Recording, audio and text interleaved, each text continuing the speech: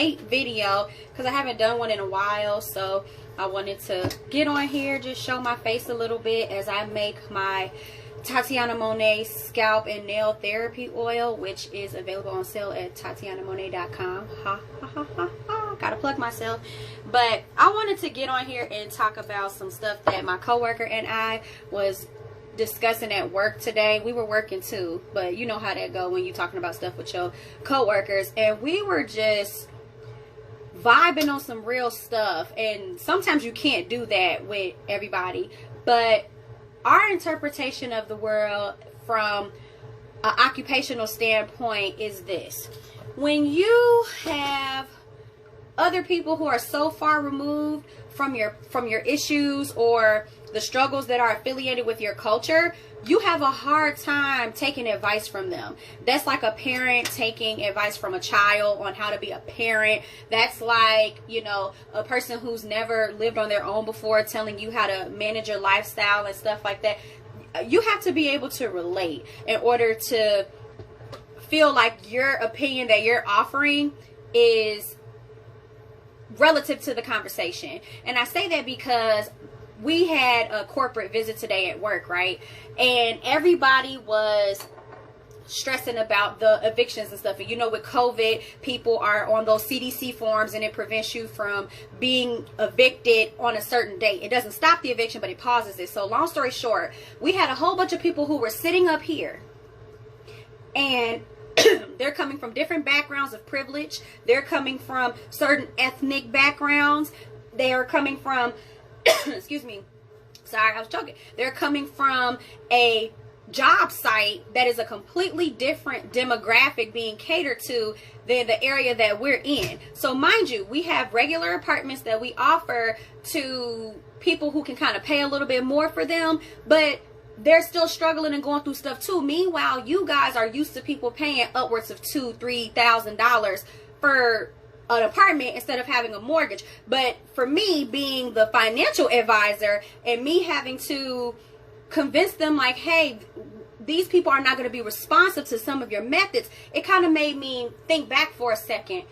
How can I expect them to relate? How can I expect them to see where I'm coming from when they are not even capable of trying to understand, because they cannot empathize? Like, some people can understand you without having to go through what you've been through. Other people, they got to live through it, or they have to be exposed to it, or they have to know somebody else that went through it in order for them to consider it as an option when they're telling you how things need to go. And they didn't do that. And it made me think, Jesus Christ, it made me think, who do we have in these upper management positions? They get them, and obviously they can perform, but how did they go about getting that done when they're not thinking of certain things like that? You can't sit here and put in a predominantly black, Hispanic, you know, or middle class white demographic. You can't put certain financial standards on them that are not conducive to the culture and to the current environment. These aren't the upper echelon of residents trying to, you know, pay their rent during a pandemic where they have a savings, they have a trust fund, they have a house already, and they're just staying here to occupy the space. So my coworker and I were very, very upset. We were like, how is it that you're going to sit here and tell people, if you've been up for eviction and then you pay, and then another month comes up within your lease term to where now we have to file on you again, we're not going to take your money. So you mean to tell me because I get paid bi-weekly, and because I either probably just started this job so it took me 3 weeks to get paid, that now because my rent is late, you're not going to take it anymore, even if it's the full amount including the fee that you gave me? Who does that? People are willing to pay, especially all the scammers out there. Y'all know who I'm talking about, the scammers with the PP whatever loan. You know, the scammers that act like they ain't have no job so they can get unemployment, and then they got the double unemployment out. You know, all the scammers and the people who scam on their taxes. Yeah, all y'all. Take the money. Take the money. You're in business for the bottom line, which is to generate revenue to convert into profit after you net all of your expenses. So why aren't you taking these people money? How dare you say we don't want to take your money because we have to file on you too much. If they're willing to pay the fees, let them pay the fees. But for people who, and this is not something that you plan with like a cable bill or something like that. This is a need. This is an asset. These are people's homes. So me and my coworker was just saying, mind you, the people who came up with this, it was one black affluent person. There was a Hispanic person, but, you know, a little removed from, you know, what urban Hispanics go through, because you can see the difference. And then someone from the Caucasus Mountains. So if you got the Caucasus, if you got the non-urban Hispanic, and then you have an upper echelon Oreo, let's just say that, how can you sit here and put a demand on us, on these people who are still securing your asset? It just blew me. It just blew me, and it got to the point where my coworker and I just had a whole nother conversation when they left, because you got to talk in private, obviously. And it just made me continue to keep my wheels turning in my mind. Like, I have to be self-sufficient. I have to be making my body products and my oils and my canvases and my resin projects, and setting myself up to have clients and stuff for my life coaching and business consulting, so I can pay myself. Because I can't sit here allowing somebody else to pay me what they think I'm worth, overwork me, undervalue me, and then think that I should represent stuff like that.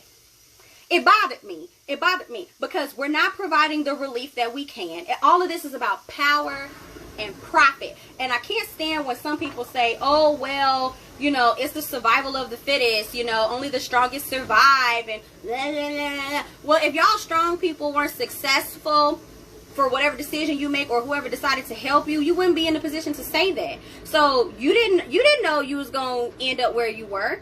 So you can't sit here and place unrealistic expectations on other people and think that now they have to live up to your new standard.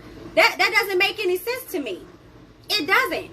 You can't walk up into somebody else's stuff and tell them what to do with it. That's not how that goes. Nobody gonna walk up in my house and tell me how I need to run my house. So you can't just sit here and run up in a new business market just because you have a product to offer and expect people to do what you want them to do, to buy into your stuff, but then you ridicule them and you put limitations on them. That's just like, see, got me started. That's just like these gas stations and the beauty supply stores, you know, the stuff that's not ran by minorities, that are American minorities. You bring your businesses here. You treat us like trash. And you tell us that, you know, if we ask you questions to try to understand the product or whatever is going on, that we're being difficult, or you watch us when we walk around the store, or you have certain things behind the counter that you know are a hot commodity, to where now we have to stop what we're doing and follow a system just to have access to an item. But you keep putting your businesses in our community. You don't respect my dollar, my powerful dollar.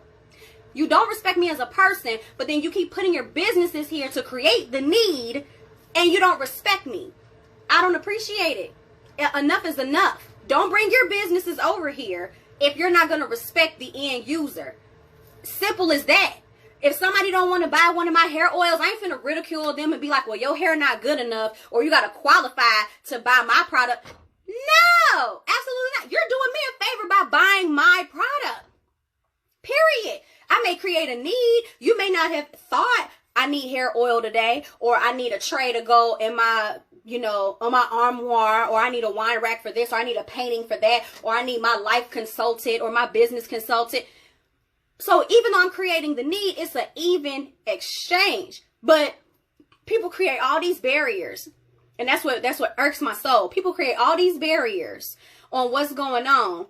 But then when you try to hold them accountable for it or call them out on it, they took their tail between their legs, and then they want to do this passive aggressive, you know, not admitting or facing up to the music type of thing. No, babe, you got to pick one. You got to pick one, you know. And I couldn't have my Becky on for them. When they said those things at work, I was like, are you sure? Because I'm not a yes person. If anybody know me, Tatiana don't just say yes to whatever. I make up my own mind. I make my own decisions, whether they're good or bad for me in the moment. But that's how I am. I don't care if you my boss, my boss's boss, their boss, anybody, I have to be able to be okay with the decision that I have made. And I think about that even with my business. Like, just imagine how far my business can go. I have to be considerate of my end user, of my customer, because it's a relationship. I'm not, granted, yes, you need to protect your bottom line. You need to make sure that your asset is, you know, giving you the monies back that you invested in it, if not more. But there got to be some humanity with it. And that's what's being lost. Because it's so easy to go get stuff for yourself, because it's so easy to put things together and be successful, or it's so easy to join a scam to do it, people have lost the sense of humanity. And it is driving me absolutely nuts. I remember it used to take a village to raise a child. Now it's like every man for themselves. I don't got nothing to do with that. Don't bring that over here. I ain't got time. I don't want no smoke. And it's just like, we have to get better. We have to start being considerate of one another. We have to start making sure that instead of creating further, because here's the thing, it's room for everybody to eat. Everybody. It's room for everybody at the table, because we're creating the food to nourish ourselves. So stop trying to be stingy and pushing people down and walking away from folks, or taking stuff from them, stealing their opportunities, or being stingy with how you got here. Like people being secretive with information. I can't stand that worth nothing. The knowledge is already out there. Who are you to become a gatekeeper and shield people away? It wasn't done to you. Or if you had to work hard to get your knowledge, why then do you have to be a teacher and make it hard for other people to get knowledge?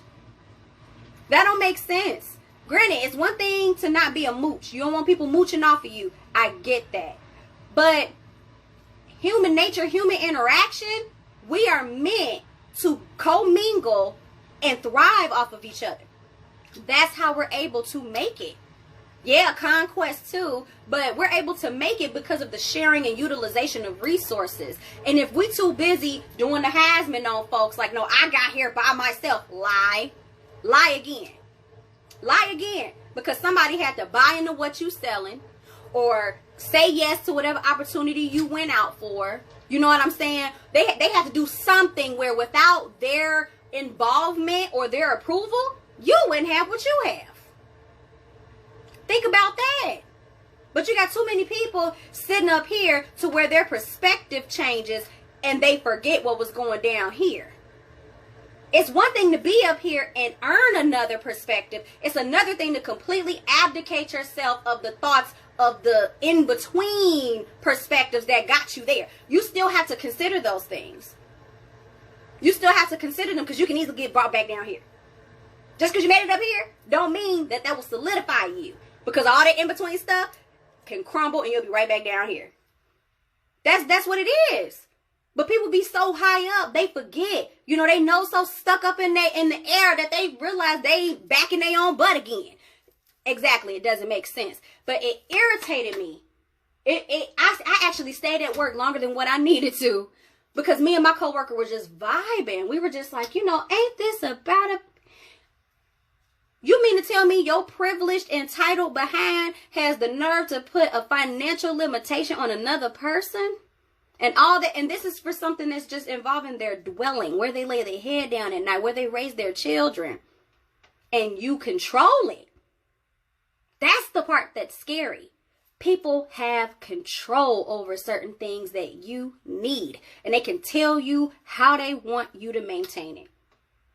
And y'all will think I'm crazy on this one too. I don't believe in renting stuff. I'm not saying that I don't conform or assimilate to whatever society has going on. I'm not saying that. I'm saying I don't believe in it. I don't respect it. I don't trust it. I just do it, you know. But when we had in earlier civilizations a system of barter and trade, things, the way people thought to value things was significantly different than what it is now. There was no currency. There was no credit.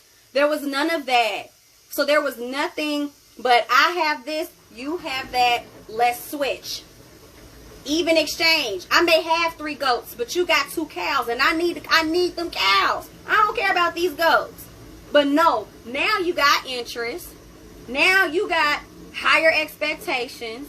Now you have quality control, where now you looking at the stuff like, well, it needs to be a certain caliber of this before I can accept. Entitlement.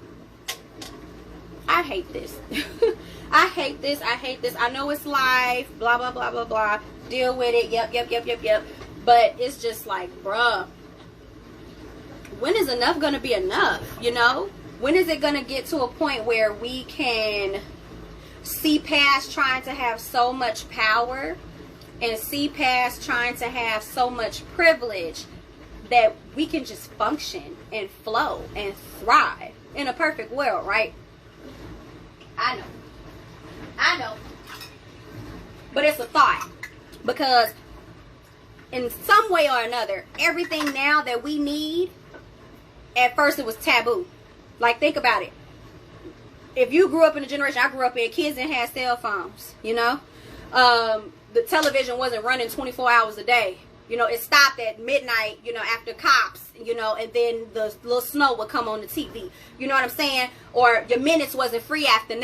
I mean, they was free after 9. They weren't free before 9. You know, there were limitations. There wasn't a need to have so much internet usage. You know what I'm saying? At one point, and I learned this on the History Channel, people objected the freezer. They didn't feel a need to store food items. They were like, no, if we ain't cooking it and eating it now, what do we need it for? So when you have stuff like that, you have to consider, just because it may be taboo now doesn't mean that it's something that may not work later. We can help change things if we stand together to do it. Instead of finding so many reasons to separate ourselves from one another, why don't we build and grow? You ain't got to give people something that you got, but y'all can build something else together. You can still have your own stuff. You ain't got to share your stuff with everybody. But not everything has to be so exclusive, because a system can't flow like that. A machine is not working because this one particular part is only doing this one particular thing and just that part. No, it's a cohesive amalgamation of all the other parts working together. That's how machines work. Period. That's how the battery stays charged.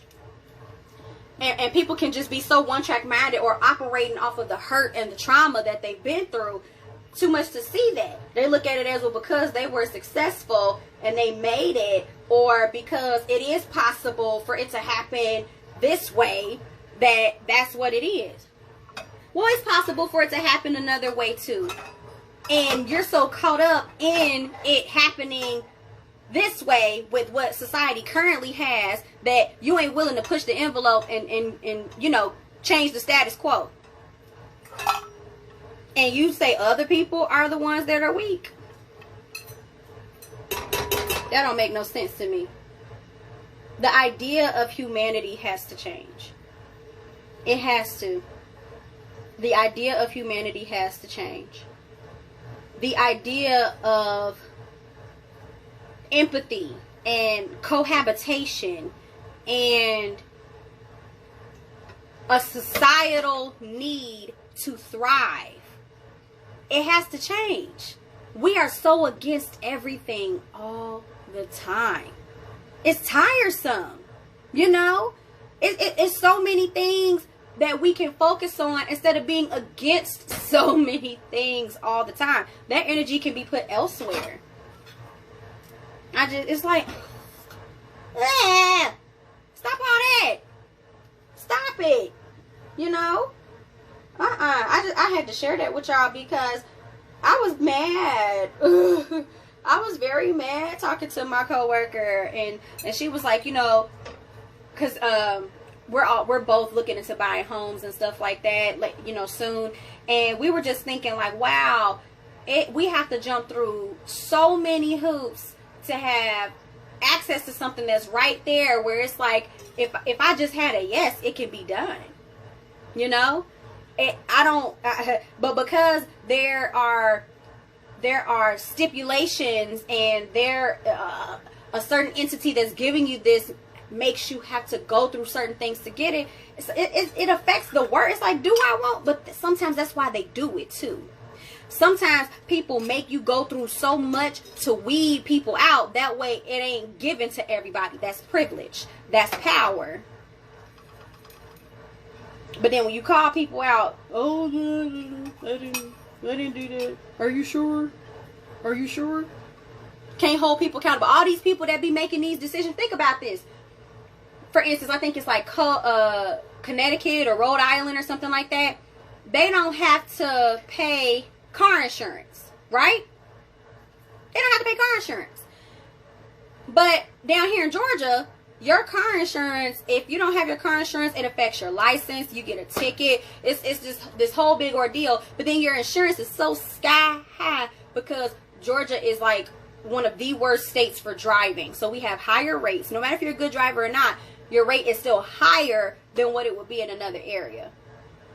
This stuff didn't just come out of nowhere. Somebody made this up. And a lot of times when I'm mad and I'm just sitting around and I'm thinking about things and I be stressing out about stuff, and then I just have a come to Jesus moment, what settles me down again is knowing this is a man-made problem. This is all a man-made problem. So why am I still so mad about it? Because anything that man can get too involved in, it can come with a lot of chaos if there's no order. So if I know that at the end of the day, a lot of these things I can live without. Like, think about it.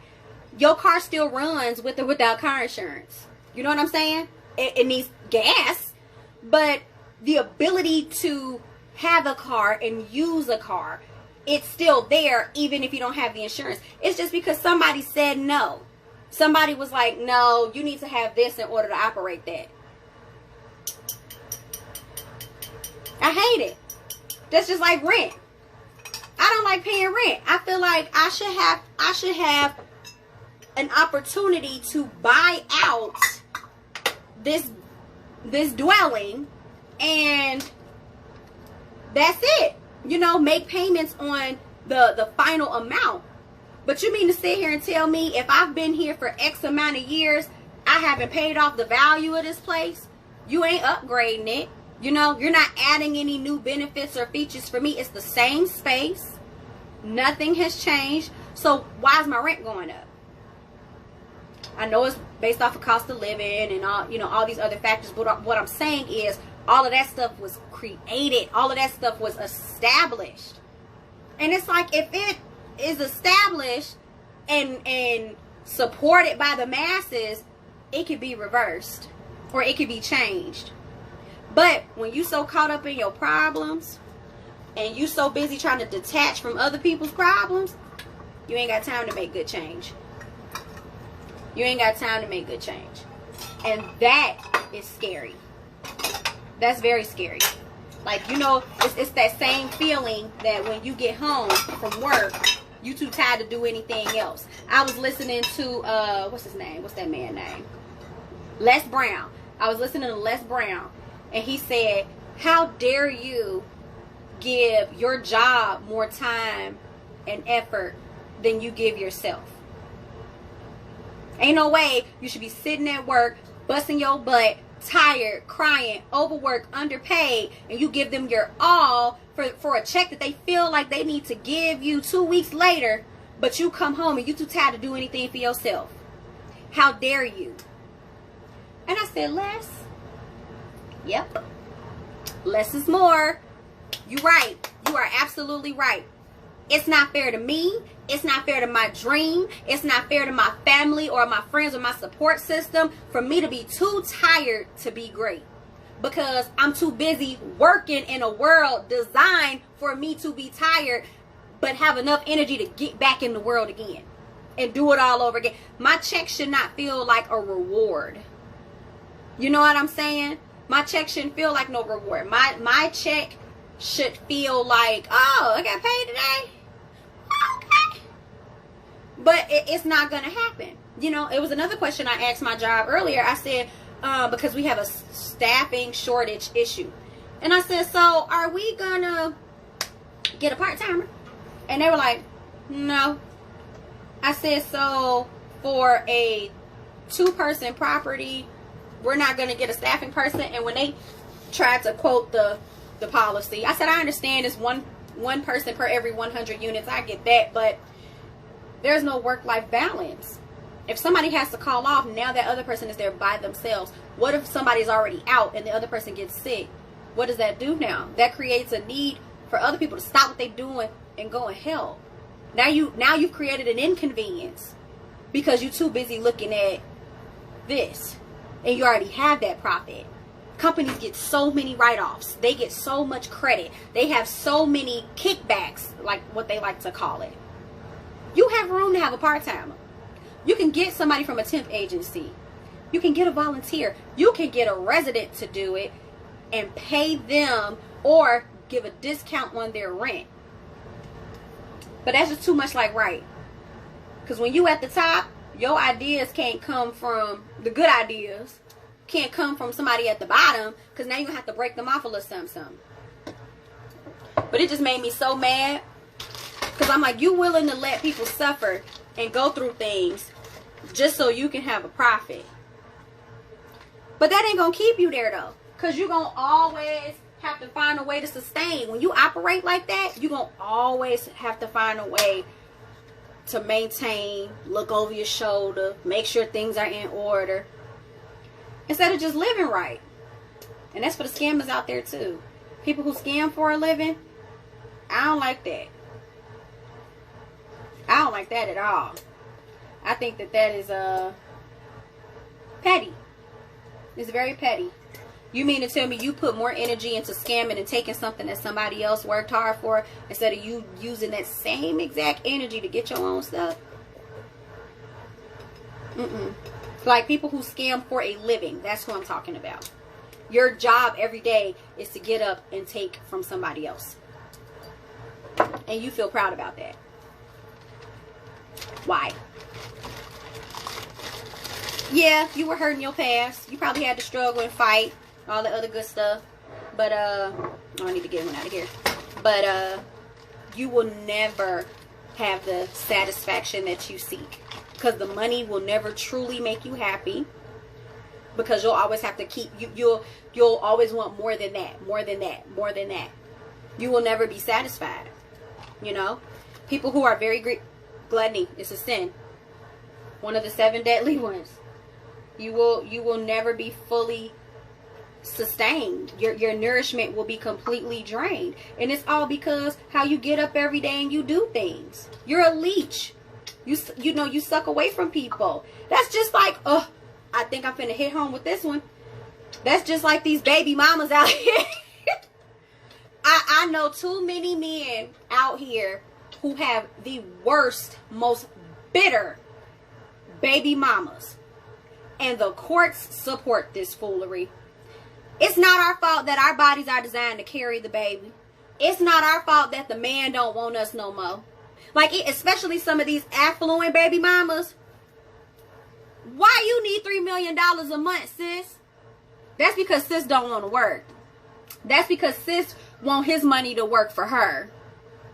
Which means I'm showing my child I'm not independent. I pout. And I'm trying to get your daddy money because he don't want me no more. You can disagree with me if you want to. I don't care. But I can't stand that. That's a scam too. That's a scam. It sure is. Yeah.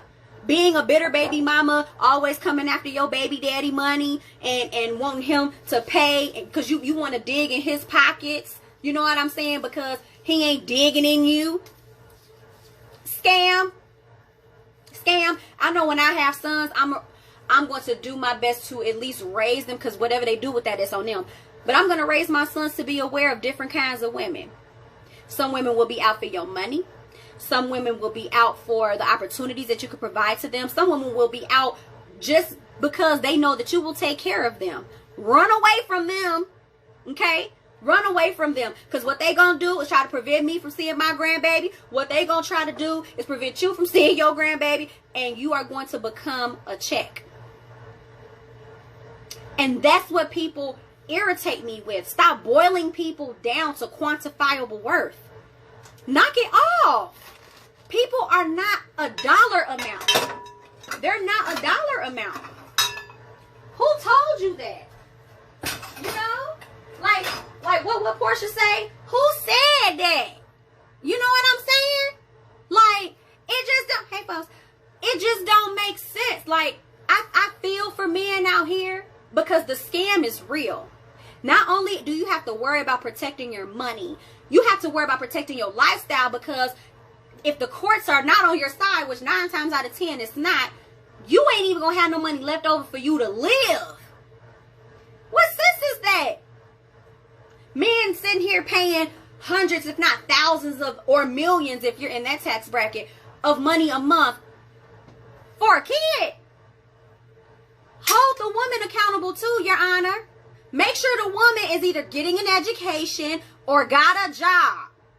Make sure the mama got some responsibility too. Yeah, she may be keeping the kid, but 9 times out of 10, she took the kid. She chose to take the kid. It's a lot of men out here that will love to have their kids. You could come visit our child and do whatever you want with our child, but I'll keep them full time. You ain't working, you ain't in school, so it should be a big relief. You know what I'm saying? Let the men keep the kids sometime. Just because he don't want you no more, don't mean you have to use their child as a pawn. It's all about power and privilege. It still boils back to everything that I was saying before. Power and privilege. Why the money got to go straight to the baby mama? Just like how food stamps, you can't use food stamps at the clothing store or something like that. Make the money come to a child support card where you can only use it in certain areas at certain times, and you got to send the receipts to the judge. Why not? Why not? You know what I'm saying? Maybe in the courts, they don't. The courts don't care. You know what I'm saying? The courts don't care at all. But here's the thing. They would care if this was a white issue. And I'm not trying to throw race out there to save face or anything like that. But think about the gay community, right? It's a plethora of minorities. But who is really pushing the agendas to get laws passed, to get progress and all of that? A lot of these affluent white people, especially white men. Who are the lawmakers? Who are the people who make things the way they are? They don't have child support problems. They already know. Mildred, if you want some protection and some safety and all of that, you either gonna stay in this situation or you're gonna leave with nothing, Mildred. That's what it is. Or, I already know how to silence my wife. Here's $3 million. There you go. Where she ain't asking for child support. That's a minority thing. Primarily, a lot with our black women, we be wanting all this money because of hurt. So it's not a white person's issue, main issue. It's something that affects primarily black folks. So if this was a white issue, trust and believe, there would be some type of reform with how child support goes. Think about that. How many white men come up to you saying he got a problem with his baby mama and it's an issue with child support and how much he paying a month? I'll wait. Exactly. And then they want to affect your driver's license. They want to affect your driver's license. They want to affect your passport. What if you're trying to have a good job so you can go make some money and you got to drive to get there, or you got to travel outside the country to get there? It don't make no sense. And you are exactly right. Yes, Rio, yes. The system is not really for families anymore. It's single or individualized. Think about it. Even the houses that we buy now are made differently. I remember I went on a museum tour to visit Martin Luther King's birth home, and it's down off Auburn Avenue in Georgia. That house was so big, and I'm like, how many relatives? How many siblings? You know, because I was thinking with a more millennial mind, like, you don't need all that space. But back then, the values were different. Family was something completely different, where it was expected for you to grow up together, to be a unit, for everybody to be a part. You know, it's completely different now. Everything is designed or advertised for separation. Downsizing, you know what I'm saying? It's a mess. It's a big old mess. And I'm not happy with it. I'm not happy with it by any means.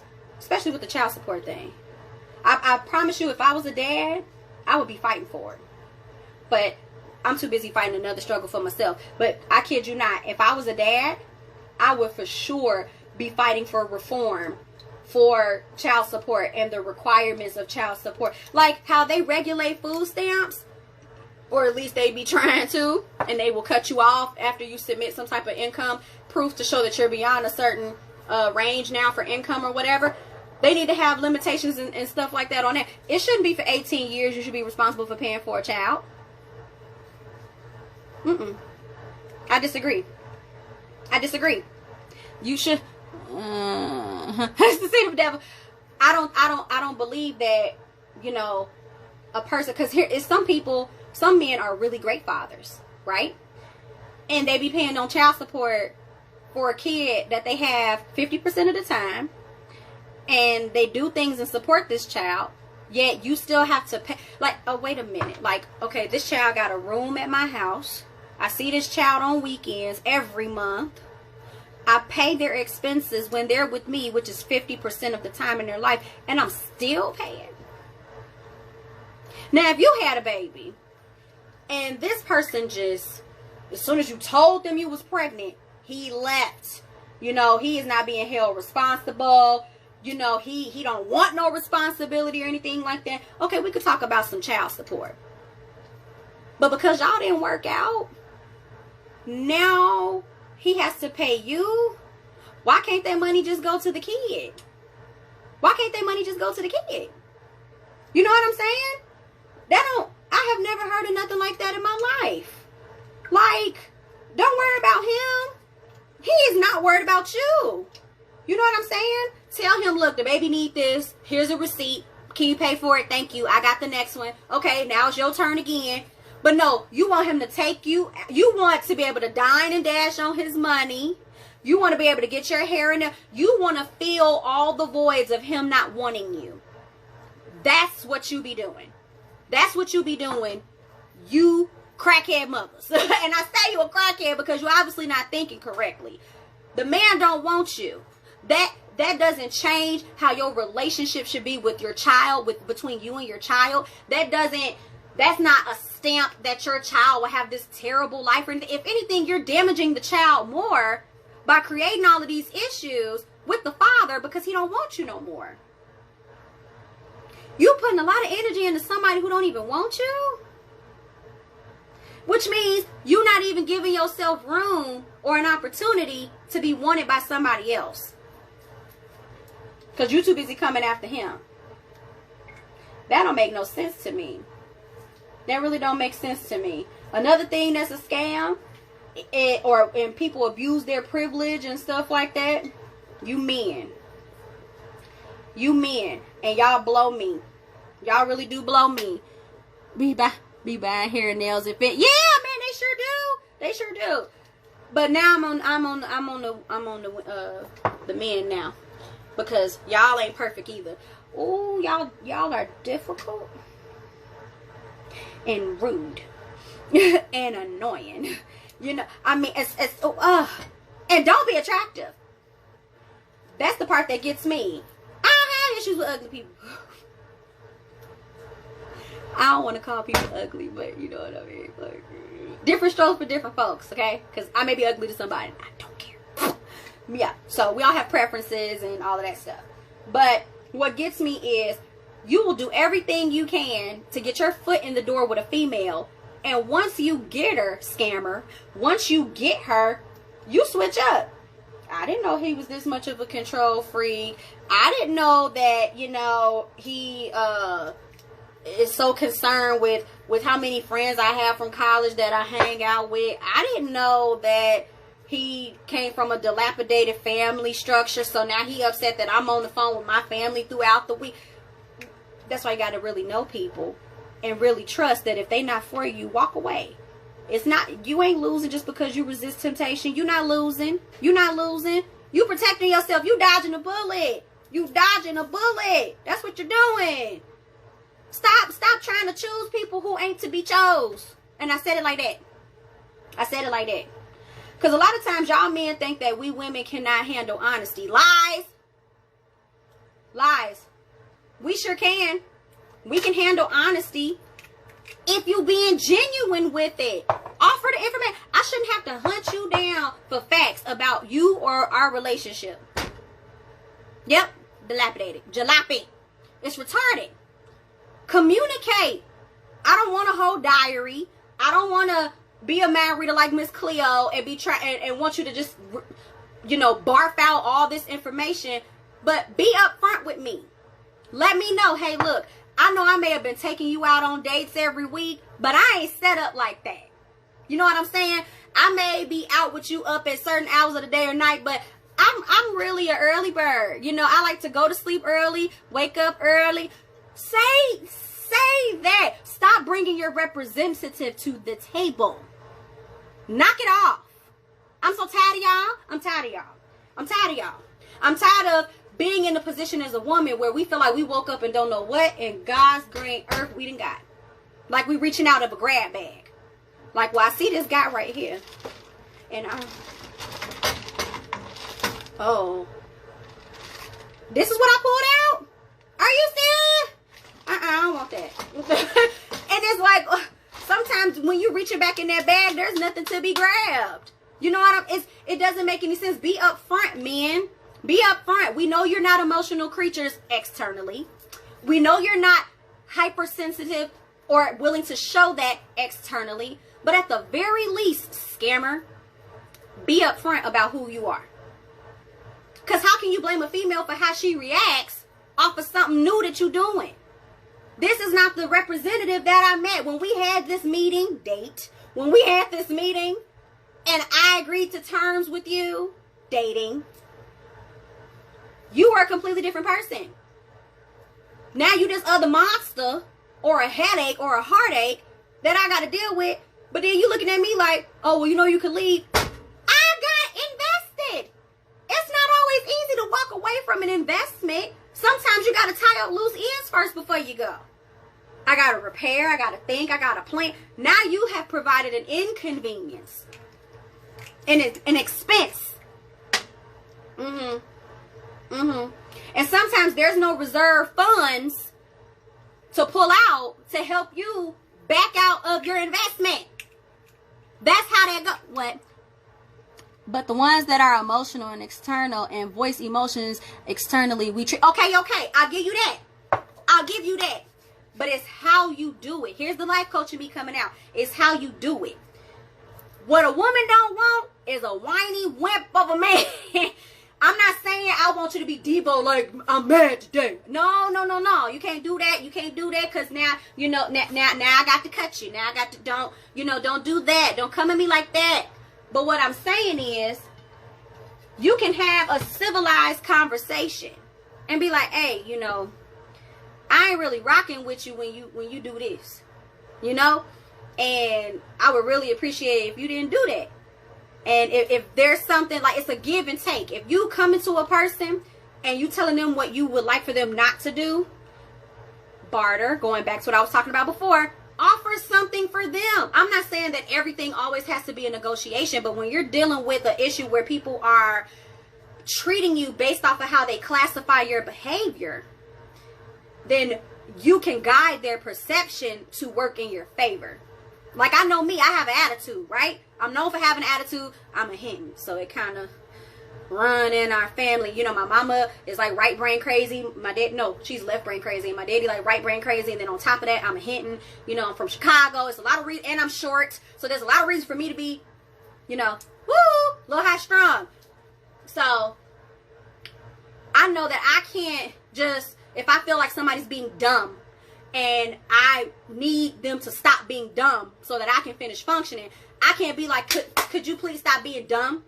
What I have to do is, hey, you be doing this and it kind of provides this type of inconvenience. Is there a way, like, is there anything that I need to help you with? You know, like provide the benefit, sell the benefit, sell the feature. It's not always about being emotional. It's about how you channel your emotions to get you to where you need to be so that people can perceive you as you intended to be seen. I'm still learning that though. I'm not perfect by any means. Not perfect. But what I do know is that when I am willing to adjust or adapt, I'm not changing myself because the attitude is still there. It's going to be there. Because sometimes it is a defensive mechanism. Sometimes it is a helpful tool to bring them claws out. Because you got to let people know you're not a doormat. People ain't going to walk all over you. But there's a time and a place. You know what I'm saying? You ain't always walking out with your gun out, pointed at people. Hey, how you doing? I'm in the grocery store. Can you pass me the mayonnaise? No, there's a time and a place to have your gun out. You know what I'm saying? And there's a time and a place to put your gun in your purse. You know, that I'm not making any references to anybody with guns. You know, we're going to protect all the records. Anyway, but that's how you do that. So no, women don't want a overly emotional man that doesn't know how to control those emotions. We want you to be able to express them, but have some type of control. Just like when you go to the bathroom, you ain't spraying the wall.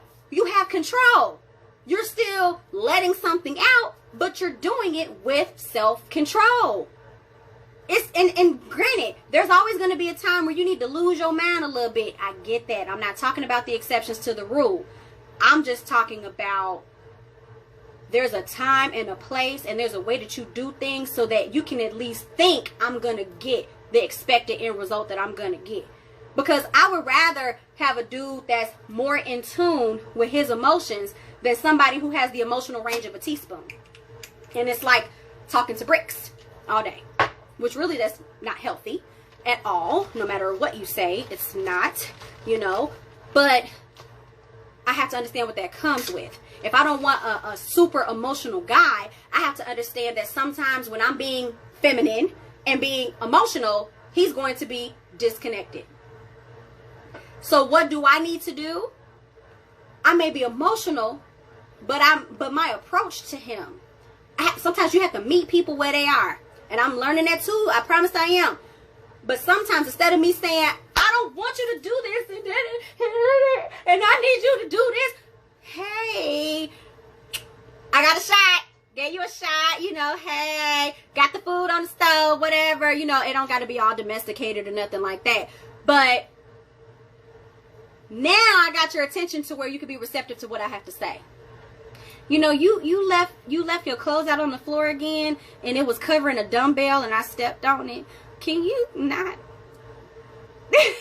You can't be mad at me. You like, all right, babe, I'll move it. You know, like that's my version of a man. All right, babe, I'll move it. But on the inside, I'm like, if this look one more time. You know, sometimes it's not, okay, this is something that somebody important to me said before. Instead of trying to treat somebody how you want them to be, treat them how they are. Because that's all you can do. That's all you got. What is that? One thing you got to know is that majority aren't taught how to control. Oh my God, yes, yes. I wish I would have read that a little sooner. Yes, I feel so bad for our men. Especially black men. I feel so bad for our men because you were never given permission to feel. You were never given an okay to have more than just two emotions. Mad, doing something about it, and even that is a threat, or contentment. You were never given any type of range in between. Smiling too much is a problem. Talking too much is a problem, you know, but being closed off and, you know, only focusing on protecting your family and earning an income, it's like that's what everything boils down to. And it's like, that's BS. It's so much more to life than that.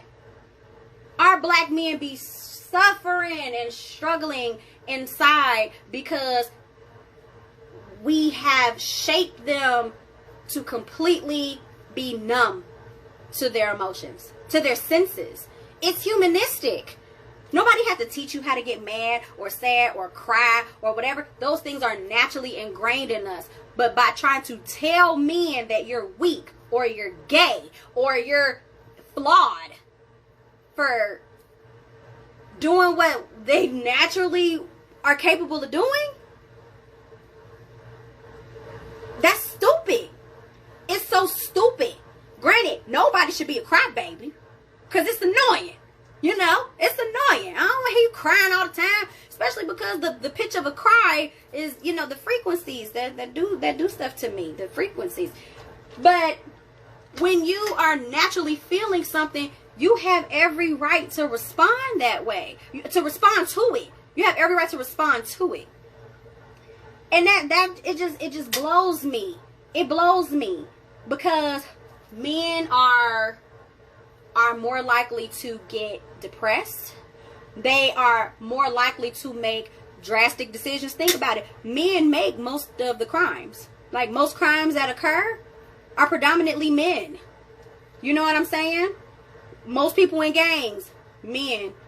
Most people on drugs, men. Most people that are isolated from a familial unit, men.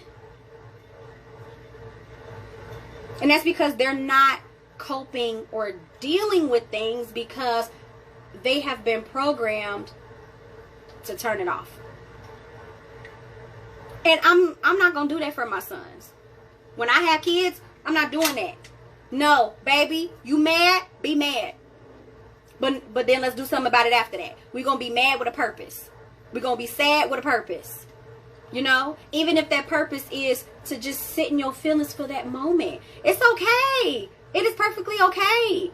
I'm not saying be mad for years and years and years about the same daggone thing, because no, you got to move on, honey. But if something made you mad in that moment, you're not a robot where you're just like, okay. No, because then what that inadvertently does is make you desensitized to other things, like letting somebody love you or being empathetic to something that has happened to a loved one, you know, or embracing something that somebody is doing for you, you know, or how you communicate with people, you know, or how you raise your children. I don't like none of that. No, I don't like none of that, not by any means. It's so sad. It's so sad. And I really want better for our black men, because it's a lot of black men that don't even know how to really love themselves, because their version of love is to not show emotion and provide. Those are functions and tasks. That isn't a way of being, existing. That isn't a way. No, we gotta do better. We gotta do better. And it doesn't just fall on the responsibility of family or upbringing, but even with society, it's the same thing. I mean, heck, Father's Day coming up, right? It just shows you how the world values things. Everything can't just be boiled down to the fact that a woman carries the child. The men didn't get that card dealt to them. Okay, but Father's Day is coming up. It is not nearly as celebrated or advertised as Mother's Day. It's not.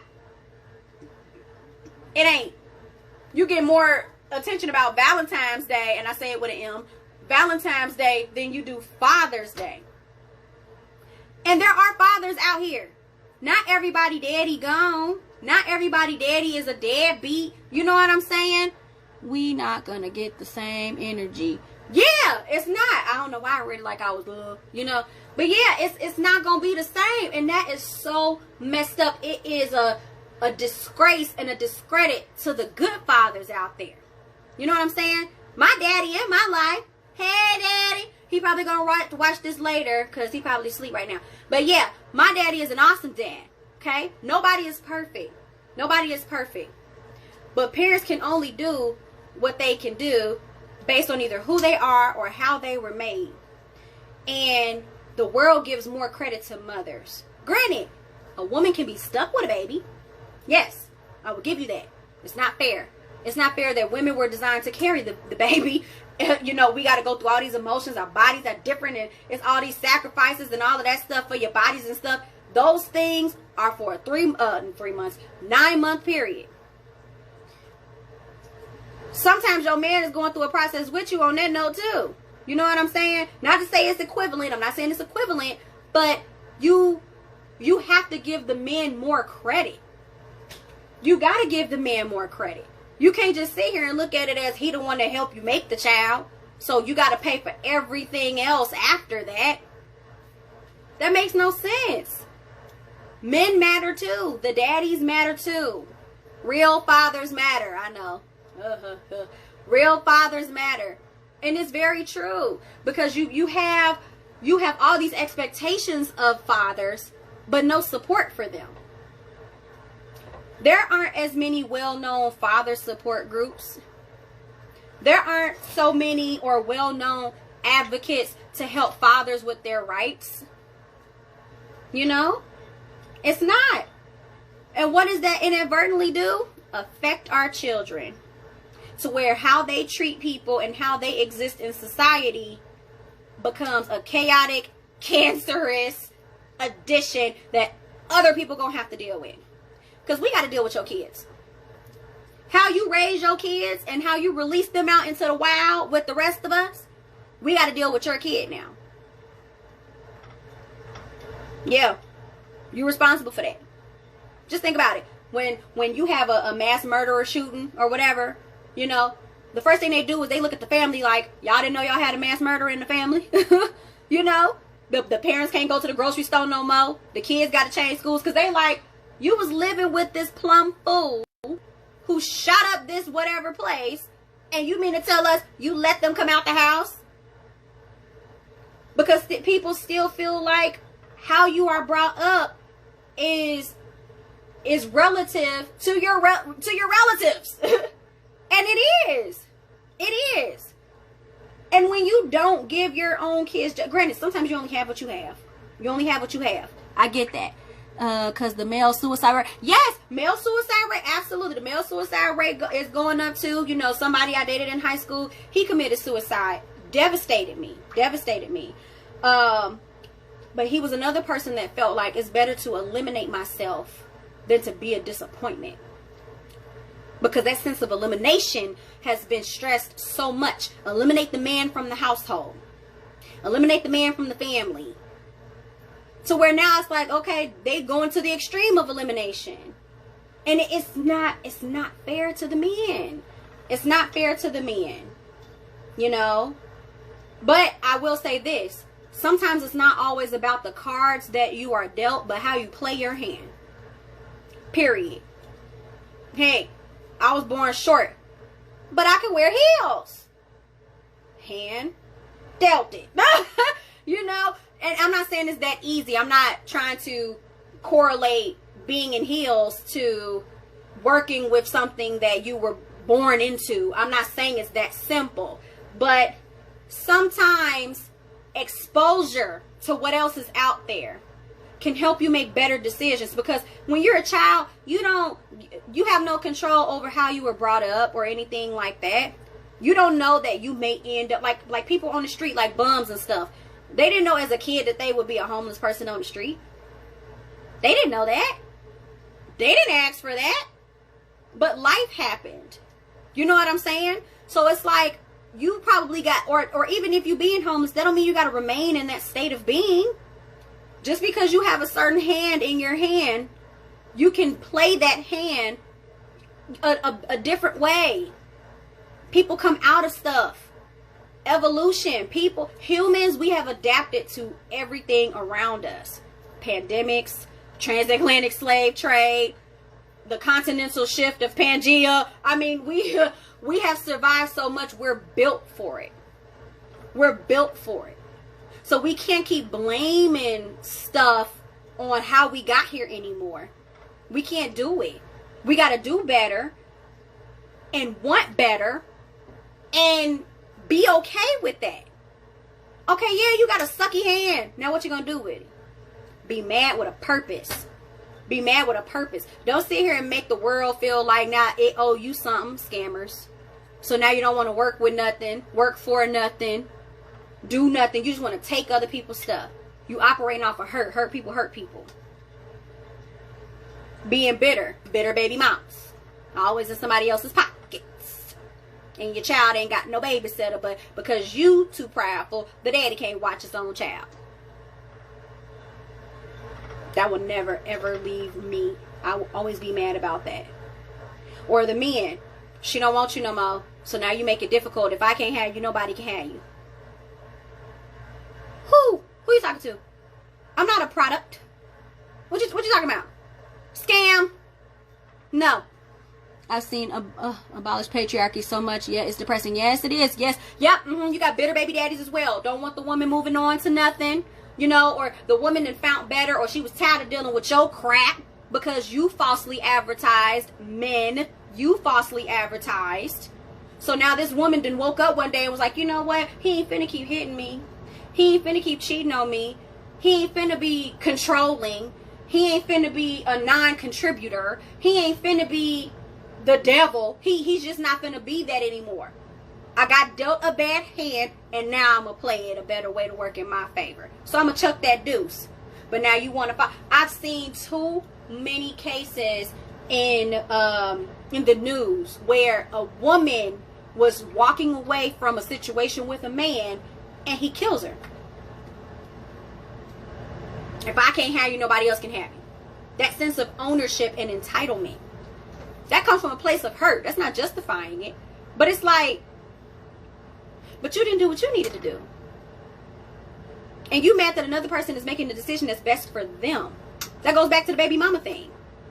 You mad because this man don't want you no more, and he's making a decision that's better for him. And think about this. What's better for the parents can ultimately be better for the child. You can't be a good parent if you're not good.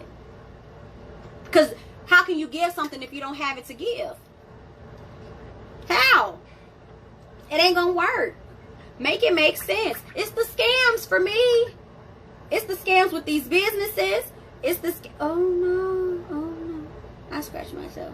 It's the scams with these businesses. It's a scam with people falsely advertising who they are, and then when they get into a situation or a situationship, now people gotta hold you accountable and you don't know what to do about it. It don't make no sense, y'all. It don't make no sense. I think my hair oil is ready. I'm so excited. I'm going to be selling my stuff at a pop-up shop that I've already been advertising. If you've been seeing it on my social media, I'll be at the Money May edition of the Black Vendor Expo. I am elated. I can't wait. I love doing pop-ups. And I'm getting my stock and stuff ready now. I'm very excited. It's going to be on March 23rd. That's a Sunday. March 23rd from 2 to 6.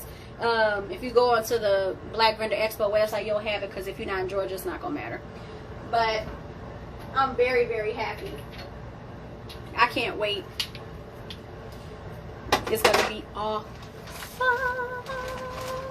So I'm just trying to get my stock ready in advance, so that I'm not like scrambling at the last minute. You got to investment. You got to prepare for things in advance. Things that you want, like how they say anything worth having is worth fighting for. You know, good things come to those who wait. Blah blah blah blah blah blah. All that good stuff. You got to take the time to invest in things that are important to you. People be quitting too much. Scam. People be quitting way too much nowadays. Like I was listening to TD Jakes, and he said, I get a lot of people for divorce counseling, and the conversation used to be, I'm divorcing him because he's molesting my child. I'm divorcing him because, you know, he hits me, or I'm divorcing her because she slept with my best friend or something like that. He said, the talk is different now. TD Jakes was like, Bishop was like, I asked them why they divorcing them, and they said, I'm not happy. Bishop was like, who said you were gonna be happy? hey. It was how he said it was so funny. He said, it basically, it boiled down to people are just quitters. They have such a low tolerance for hardship, and they want to back out. You know, like the divorce rate is excruciatingly high. The turnover rate in the job force is excruciatingly high. People are abdicating themselves of their responsibilities because there's no longer a standard to maintain. There's no longer an encouragement or a general understanding of enduring, persevering, working with what you have to make that better. The sense of abandonment is at an all-time high. It really, you can't tell me no different. It is at an all-time, I don't know if I want to use it. This drains slow. It's at an all-time high. It makes absolutely no sense. It's very sad. It's very sad. Because you lose out on good things, good people, you know, and you, oh, they need to go down faster than that. And you have failed opportunities or missed opportunities simply because you gave up too fast. You know, but then you expect everybody to be, you know, like ride or die for you. Like, how does that work? How can everybody be ride or die for you when they don't even know if you're gonna really stick it out and be there? Why is this not coming out? They don't know that. People need reassurance nowadays. That's credit right there. Are you gonna be here? You know? Oh, this is dripping. Are you really going to be here? I really just want to pour this a whole nother type of way because it's starting to hurt me. I'm going to be wasting product at this point. I don't like this funnel. I need a bigger funnel. Come on. I know I'm going to find a better way of doing this later, but this right here is irritating. But yeah, I feel like it got to get better. It got to get better. You know, times are so much different now. You know, like even with how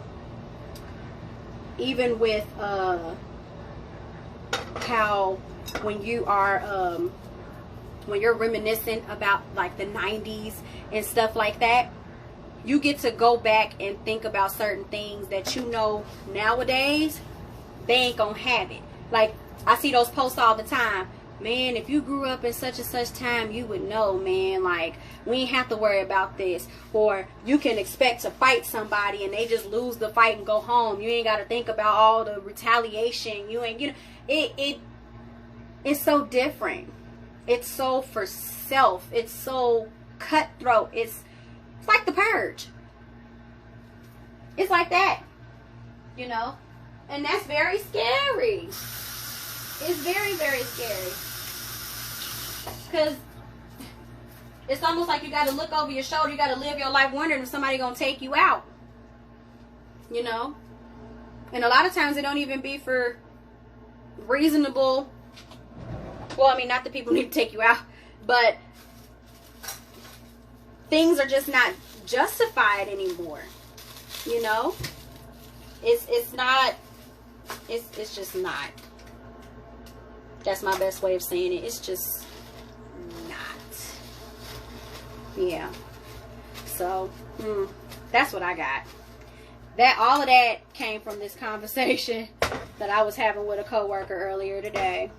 I feel like Mr. Rogers' Neighborhood. And it just had me thinking, you know, of where this world is going. Granted, I know I haven't lived long, but I have some experiences. And I know that from those experiences and just how I'm designed to think, things can get better. Things can change. There's strength in numbers. But people got to be on the same page or it's not going to happen. People got to be more in tune with what's going on. Connectivity.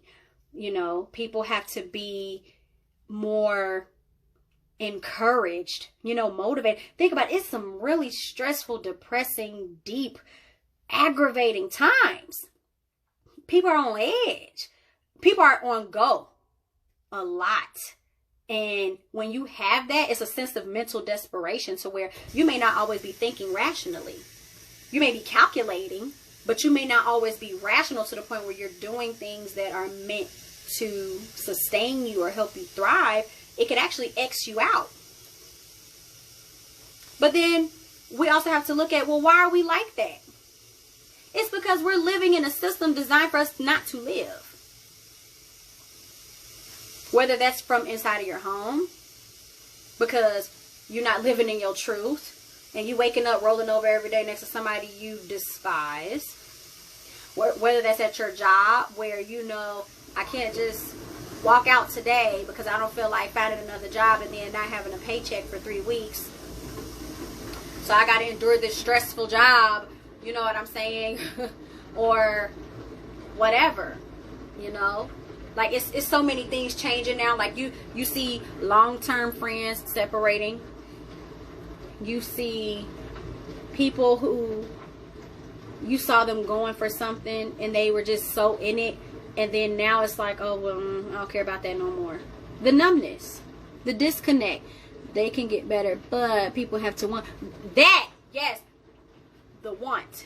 And that's something that another human cannot create for you. You cannot force a person to want anything. That is self-governed. They may make a decision because you influence them or something like that, but that want, that desire, that starts with self first. I would rather deal with somebody who don't know how to do something than for them not to care to do it. Because now you're in the business of convincing and persuasion, and sometimes what you say or do is insufficient. That person will still continue not to care. And more people are converting into that or trying to live up to that, even if it's against their human nature. It's crazy, especially when they're not taught how to feel or how to express their emotions properly, black men. It's all a circle. It all connects. All of it. All of it. Well, I thank y'all for tuning in. I'm going to log off and try to finish storing these bottles of my scalp and nail therapy oil, which you can find online at TatianaMonet.com, so I can prepare for this pop-up shop. So I appreciate you guys for watching. Be safe. Take care of yourself. Love yourself. And appreciate those around you that are truly for you. It's not going to fix everything, but it can show, make it more doable and livable. So, yeah, I want to do the next episode too, you know. Woo. So, I love you guys. And I'm going to go now because in 1 hour and 10 minutes, I have to start celebrating my dog's birthday. Her first birthday. Yep, I said dog. Sure did. Where's she at? Layla! Layla! Layla! Is she asleep? Come here. Hi, Pumpkin Doodle. Say, it's my birthday in 1 hour and 9 minutes. It's going to be my birthday. So my mommy has to go so she can make her hair and scalp therapy oils and then celebrate my birthday because she got me a birthday cake. Yep, and she got me some puppy dog ice cream. Okay? So thank y'all, everybody. And we're going to be all right because we ain't got no choice.